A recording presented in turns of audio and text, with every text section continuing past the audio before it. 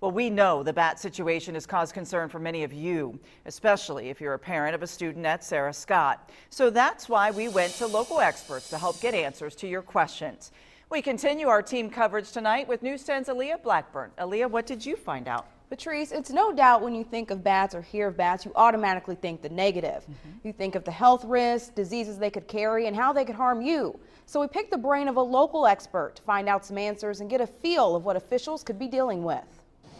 A change of plans for the start of the year at Sarah Scott Middle School. It is in the best interest of the students and the faculty to put them in a different environment until the bat situation is eradicated. At Tuesday's press conference, Vigo County health and school officials say they're taking no chances with the bats inside Sarah Scott. I think that the health department's concern is definitely warranted here. Joy O'Keefe is the director of the Bat Center at Indiana State University. And if she had to take a guess, The most likely bat that is in Sarah Scott Middle is the big brown bat. she says it's the common house bat in Indiana, historically roosting in large hollow trees. But now, As human development has advanced, the big brown bat has moved into houses, barns, church steeples, and attics, and sometimes even lives under bridges. and just like most mammals, bats can carry the rabies virus. However, O'Keefe says the chances are small. Very low percentage of bats, less than 1% of the bats that actually get turned in to be tested